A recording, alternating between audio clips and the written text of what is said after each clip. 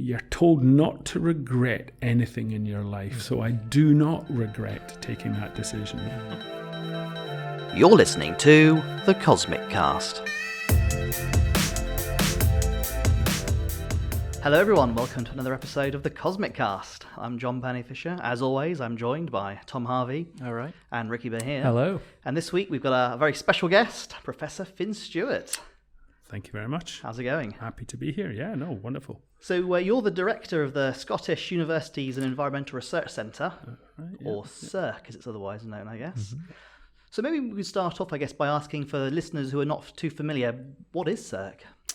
Well, we're a research institute co-owned by University of Glasgow and Edinburgh. We are 55 years old, originally built around the nuclear reactor, one of the nuclear reactors that was set up by the Wilson government in the 1960s for research. We rapidly morphed into an equipment centre and subsequently decommissioned the nuclear reactor. And so we're really the host of lots of big kit, large mass spectrometers, for the use of initially for the Scottish universities, now Glasgow and Edinburgh universities, but we're essentially an independent research institution that undertakes our own research and collaborate with a lot of other people. Katie, do you want to come in and got some cake? Excellent. Thank you very much. Superb. Sorry, that's that okay. was like the TMS starting. So I guess it's a bit like a national lab in a way. Yeah, we as well as doing our own collaborative science, we can collaborate with, we've got a strong collaborative ethos, so we collaborate with Scotland, UK, internationally. We operate several national facilities for the NERC. In particular, they're in the geosciences and environmental science, so they're radiocarbon, argon, stable isotopes, both for earth sciences and for ecology, and also cosmogenic isotopes. So historically we've always had a strong collaborative ethos, and a good component of our work is still kind of nationally funded for the UK user community, the UK academic user community. Yeah. So how many people are based there? So a staff of 85, probably of the order of, that is probably 20 fully fledged researchers, maybe 10 postdocs, and probably a similar number of PhD students, and then support staff as well. For any university, any at least campus-based school or department, we're heavily oversubscribed in technicians. Our staff to technician ratio is rather low because we're an equipment centre. We don't do a lot of teaching, so we do need that technical support. And we've always said that there's absolutely no point in having a Rolls Royce if you've got nobody that can drive it. That's right. Yeah, that's a problem we often occur here, isn't it? We have all this equipment, but no one to fix it when it absolutely breaks down. Yeah. So I guess the students who are there, then they have their degrees affiliated then with either Glasgow or Sure, Edinburgh. mostly Glasgow. So we're mostly employees of the University of Glasgow. They administer us, but as I say, we're co-owned by the two universities. But our grad students go through the University of Glasgow College of Science and Engineering grad school, actually. Yeah. Ooh. So how did you get involved working in CERC in the first place? Or how did you get to become director? Well, how did I get there in the first place? Well, I'm Scottish. I'm actually English, but I was born in Woking in Surrey, so I was born further south than all of you guys. Oh, wow. Probably. I can hear it in your accent. I know, it comes out, yeah. But I'm Scottish by family. I've lived in Scotland all my life, and so came to Sheffield initially to do my PhD. That transferred to Manchester with Grenville, and came Manchester, finished my PhD in Manchester, then I did a postdoc here. And then I had the chance to travel around as a postdoc or take a permanent job back home. And you're told not to regret anything in your life. So I do not regret taking that decision.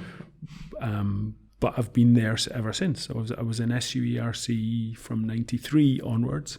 And I've slowly climbed the greasy pole to get to be. It's my turn to be director, I guess. And I've had the pleasure of working under and being supported by some really influential directors of SUERC.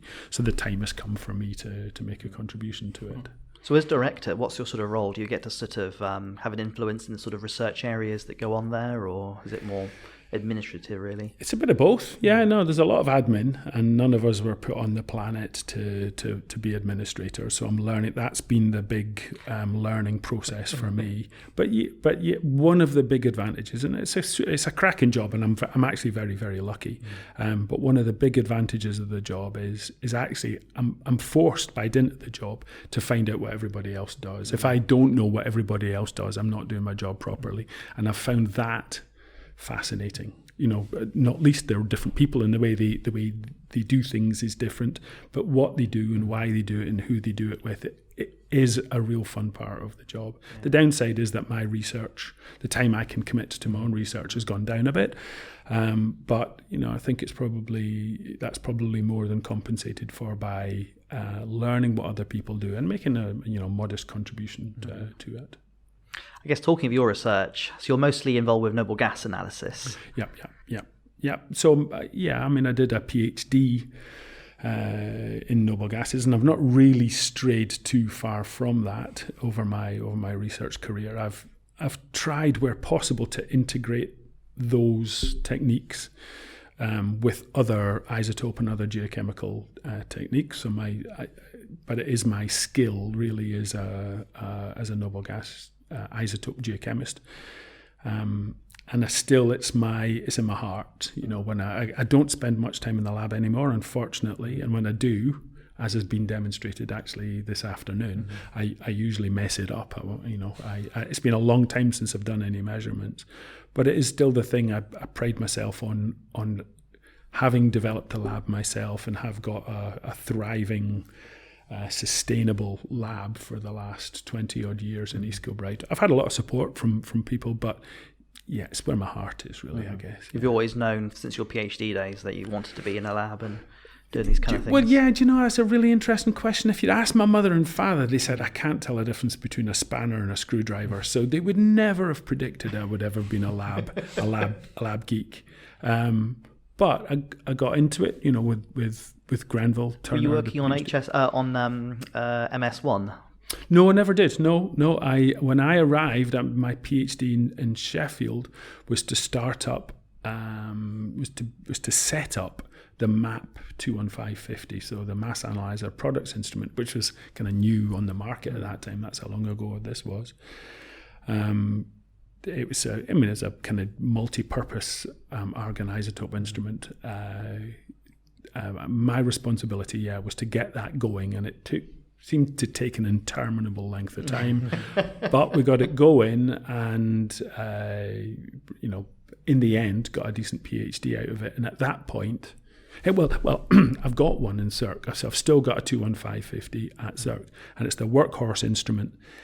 And I know it inside out. I'm not sure I know the electronics too well, but I know the way it works too well. I think it's fantastic. It's a great piece of kit, and I hope it outlasts me.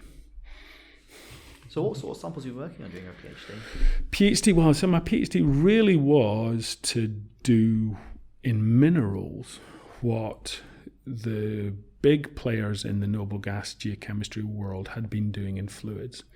So noble gases are phenomenally powerful tracers of the origin of fluids and their interaction history with rocks, crustal fluids in particular.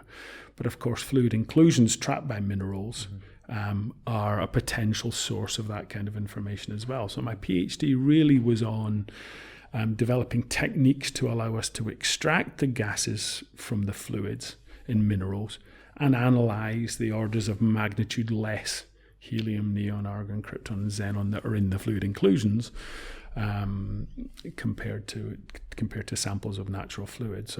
So I built crushers, 2 or 3 different types of crushers, and applied the tech and developed the analytical procedures to allow me to measure specifically helium and argon isotopes in the kind of stuff released by crushing 1 gram of mineral, of pure mineral. And that, if there's ever been an exciting time in my career, and there haven't been very many, that was it, because I did kind of feel like I was at the cutting edge of my research, you know.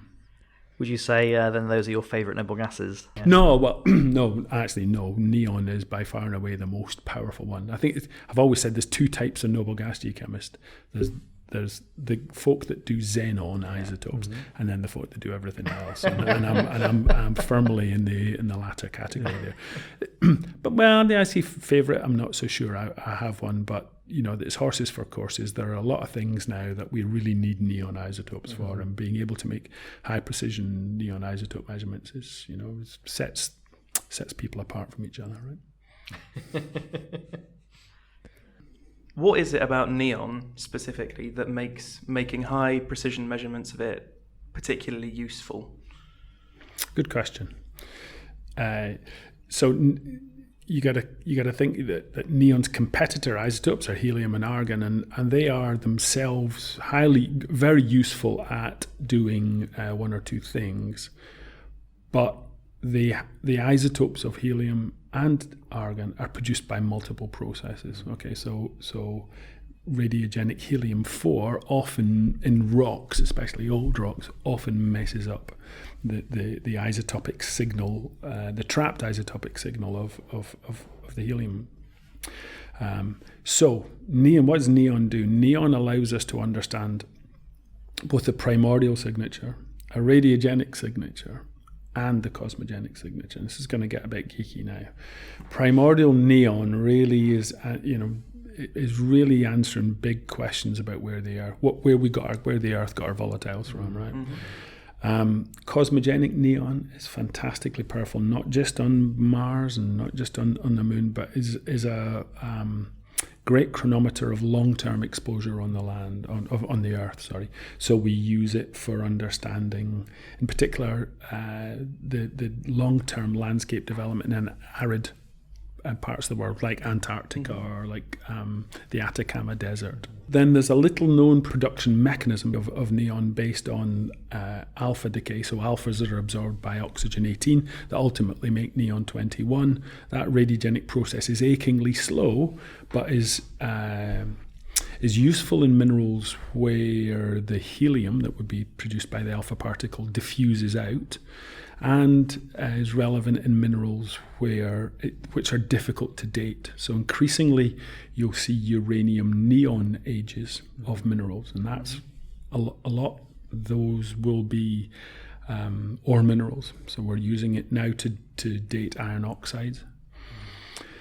But why do we need precise? So what is it about the precision of neon isotope measurements that's tough? Well, actually, the difficulty comes from the fact that, well, probably several reasons. One is there's not a hell of a lot of neon kicking around anyway.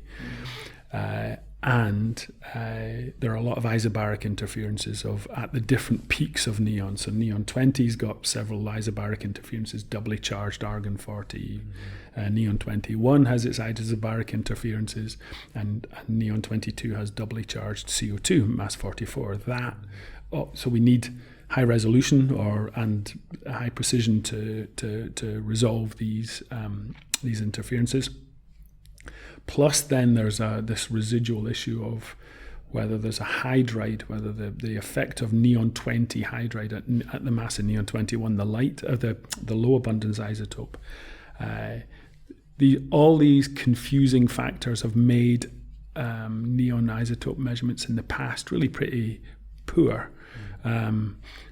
New technologies, better understanding of production mechanisms in mass spectrometers are allowing us to improve the precision, which I think in the future will benefit a whole array of sciences. So isotope tracing and geochronology. So is that used for the uranium neon for zircons as well? You can, yep. You can date. You could. We were looking at a paper last week. I think they reported that for some uranium neon. Yeah. You can buckets of uranium, obviously in zircon, but with zircon you've got high precision uranium lead that you can do. So probably the uranium neon technique is probably more a thermochronometer, so it's more telling you the thermal history. So I think they were looking at metamorphism or hydrothermal alteration. It could be cooling history or somehow, So the uranium helium technique on zircon is rather well established. We've been doing it for a long time now. It has its complications. The amount of radiation damage and things like that govern the closure temperature in different zircons. But I guess the slightly higher mass, neon, has real potential in things like zircon and potentially even in apatite to provide thermal history information that you can't get through other thermochronometers. I guess it diffuses quite slowly. Slower than helium, but faster than argon, faster than lead. So it's going to give you some, the closure temperature will be 300, 400 degrees centigrade, I would guess, right? So have you got to use all these different things in conjunction then? It depends on the process that you want to understand. It depends on the thermal history that you're trying to extract from your rock. Ken Farley in the 1990s and early 2000s developed apatite as the helium thermochronometer and apatite, and that has revolutionized the way we do really low temperature thermochronology. Add to that helium in zircon. It's seen a revolution in the way that fission tracks are done in apatite. So we're really pretty good now at that low temperature end, that let's say 50 to 200 degrees centigrade. We've got 2 or 3 really good thermochronometers there that are really pretty useful at understanding the exhumation of rocks through the upper 5 or 6 kilometers. But getting down to kind of mid-crustal depths, we don't have too many really good thermochronometers. The more we can get, the better. Yeah, but so it really depends on the geology, on the tectonic or exhumation history that you want to understand, which technique you apply. You say at the moment you have to do a lot more administrative work than actually get to concentrate on your own research, and that was a step you took a long time ago when you decided to take this permanent position. What would you have done differently then if you had decided to go somewhere else to do a postdoc? Well, I'd have probably gone to California or Paris or Japan or something like that to have a bit of fun. I don't recall that I particularly had any offers at the time. I probably did, but I don't know. I plumped for going home. I plumped for going back home, and I mean, I was moving to a place that didn't have a lab. I was moving to a place that didn't have any kind of infrastructure for doing it, so I had to build it up myself. And in a way, so I missed the travel. I missed the life experience of a year in Tokyo, perhaps. But I got the experience of having to set up my own lab, having to find the funding for it and write research proposals and develop a network that I might not have done if I'd gone away somewhere and spent my life. I was super conscious at the time that permanent positions were like hen's teeth, were pretty hard to get, and that was then. It's even harder now. And the one thing I would say is I'm glad I'm not. I mean, I would love to be your guys' age again, but I don't envy you trying to seek out permanent positions. And I maybe took the easy. I maybe took the safe route, the conservative route. But I think probably at the back of my mind I was conscious that actually there aren't a lot of permanent jobs out there, so you might as well, if you get the chance to take it, you should take it, right? And through what you've done, maybe you've got your proverbial fingers in many different pies. Because of it, you might have learned more than you ever could have done going to do postdoc to postdoc, because you're involved in all this different research. That's true. You're a bit more self-driven as a consequence. You're not going to do somebody else's work, and that forces things on you. But the flip side is I didn't get exposed to other people and the way other people do the kind of things that I do. So in a way, I feel a little bit. I've probably reinvented the wheel. I've probably made mistakes that if I had talked to other people, I wouldn't necessarily have spent the time trying to do things, or wouldn't have necessarily made those mistakes. But yeah, it's the proverbial 8 swings and roundabouts. I've learned a lot, but I probably missed out a bit of life experience by doing that. So do you not get to do much traveling now then in your position? No, I do. Yeah, no, absolutely I do. But spending a week at a conference isn't the same as having a year or 3 years absorbing the culture. I only speak one language and I don't speak that particularly well. I've kind of missed out on that, and like I say, I don't regret it, but or I don't admit to regretting it. Let's put it that way. Right. What are some of the challenges of designing your own lab from scratch then? Presumably, did you know what you wanted to have in it in advance? Or, you said finding funding. Key one, absolutely. Yeah, no, especially in this day and age, but so getting the funding for it is a big step. You never get what you want, Well, okay, so let's say in the UK system, you don't get what you want, you don't get what you need, so you've got to rein in your kind of desires. And then, you've got all sorts of other restrictions. You've got the space restriction, you've got people are rarely in a purpose-built building. So, we'll find the lab that I set up in, power came in from 3 different directions. And when there was a power failure, different things would go off. And the wiring was done by people that didn't want other people to understand the wiring of the building, I think. So, so you have all of these kind of logistical challenges. But you're resourceful enough, you get by with what you might argue would be at the start suboptimal conditions. You get by and you crack on with it. And my philosophy was start off doing the easy stuff, try to do some sexy stuff, some stuff that you can get published in reasonably good quality journals, but that's not too difficult to do. Don't spend 3 years banging your head off a brick wall trying to do a hard thing.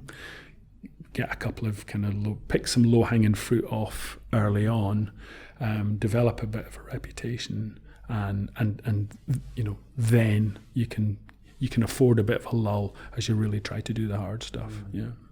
There is definitely an element I find in academia now from everyone who gives you advice on how to play the game. Essentially, it's not necessarily about doing the most amazing research you can straight at the beginning. It's just about getting your foot in the door, really, and then. Well, my advice to researchers of your age is that it's quality is the thing that you guys need to be producing. So there's a lot of rubbish out there, honestly. There's a lot of incremental research being done.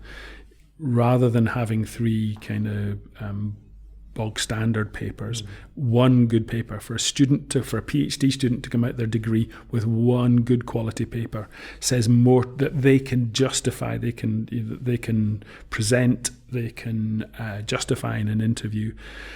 I find intrinsically more useful than having 3 kind of potboiler papers that they've been the 3rd or 4th author on that aren't making the big step. So I like to see different angles coming in for so more than one analytical technique being applied, or analysis and modelling being incorporated into papers. I find it. I just would not want to be your age now. It's so competitive. So you've got to find your own way through it, whatever your discipline is. You've got to be lucky. I guess on a sort of similar note, right? You've been involved with a very broad range of different sort of research projects and topics and field locations and stuff. What have been like some of your highlights? Where it's like on Earth or in the solar system do you really enjoy studying? From in my career, I really enjoyed that the initial fluid inclusion work that allowed us to. We were the only group doing it, so studying stuff that people didn't have or were stuff that was hard to get. So hydrothermal sulfides from mid-ocean ridge, from black smoker deposits. That was a lot of fun. It was a lot of fun. Just actually getting sent those samples. It was a lot of fun working and stuff like that. Yes, I am a lab geek. but my mantra is that I try every summer to at least get one field trip. You know, the principle that you stick rubbish into your mass spectrometer, you get rubbish out, is not much use if you've not got much control over what's coming in. So I'll try every year to squeeze a field trip, often on the back of other people's trips, you know, rarely my own, to get into the field. So you get a different experience, and so you get to see a different part of the world, and that makes life a little bit more interesting, but also brings some highlights. And actually this time next week I'll be in northwest Iceland, sampling some basalts, and so it's things like that you're only there for a week, and it might hose it down every day, it might be blowing a hoolie every day, but it doesn't matter. It's getting you out, it's getting you, you know, it's getting a bit of wind in your hair. Well, you should be quite good, I think. The general rule of thumb is if it's raining here, it's generally sunny in Iceland, isn't it? That's right, yes. Well, enjoy the weather in Britain next week, because because I'll be in Iceland and it'll be shocking, no doubt. So you're here actually this afternoon visiting Manchester because you're discussing some lunar stuff. Is this your first sort of foray into lunar geochemistry? Undoubtedly, yeah. We spent a long time. So analysing terrestrial samples really doesn't kit you out very well for running lunar material. It's, you know, the abundance of cosmogenic. We are experienced in trying to measure tiny amounts of cosmogenic neon-21 or tiny amounts of cosmogenic helium-3, never ever having knowingly measured any cosmogenic argon in terrestrial material. And these things are just saturated. This stuff was just saturated. We had to learn. We had to learn how to extract it, how to minimize, how to weigh samples, you know, precisely. And then how to clean up afterwards. Actually, when I started off in the noble gas world, there was two types of machine. There was those that were used for terrestrial samples and those that were used for extraterrestrial samples. And I now know why. It's taken me 25 years to figure it out, but I now know why. We've probably lost about 3 or 4 weeks just degassing the furnace that we wanted to use for terrestrial material after we'd used it for the lunar material. So yeah, it's been a lot of fun, and just trying to interpret the data. You know, we're going to use it for the same kind of purpose that we use terrestrial isotopes on planet Earth for. It's fantastic getting to try it out on another planet is brilliant. But yeah, it's been a lot of fun, but it was kind of quite good to get back to the day job of doing terrestrial stuff. Yeah. So no plan to move on to Martian meteorites then? We've actually developed a new mass spec for high precision neon. I think we probably should be using it to try to remeasure the neon isotope composition of various things in the solar system. And it may very well be that we go to Mars. I think probably we're going to start looking at precise measurements of cosmogenic neon to begin with. But no, extraterrestrial material probably requires a decent amount of funding to do it. Mm-hmm. It just seems to require a hell of a lot of time to do it, to do the measurements. That in my lab, that would have to get funded. So so I don't have any plans at the moment. I'll leave you guys to do it. One last question that we like to ask everybody. Oh. Which is there something that's not in your field? It could be, history, art, or whatever. Maybe something even in science that you find particularly fascinating. Yeah, always have. Really, really always have. This is getting a bit geeky now. Why does a cricket ball swing? It's a fantastic thing to see a cricket ball swing, and the science is really unclear as to why, when a bowler bowls a ball, does the ball swing. Different weather conditions, different distances above the ground, different grasses, different people's perception, whole load of factors come into it, and still the fluid dynamics of why a cricket ball swings still has evaded human thought. That's why is it so difficult? Because there are so many different variables to account for, or? I don't know if anybody properly has studied it, to be honest. Yeah, I think probably people only ever attack one variable. I think the one thing that they don't understand is the human perception of how much something is affected by things. I think it's really important. But that's, if it had my time again, I wouldn't want to be a doctor or a vet or an I'd have wanted to study swing and spin of cricket balls. I'm sure there's excellent funding opportunities for that. That would have been a lifelong career. Well, absolutely. Maybe you're right to take that permanent position as well. Maybe. Fantastic. Well, on that note, we'll just say thank you once again for joining us. It's been much. a really interesting conversation. Well, no, thank you very much, fellas. I've enjoyed that a lot. Well, listen, to all our listeners, we'll see you again next week. Thank you very much.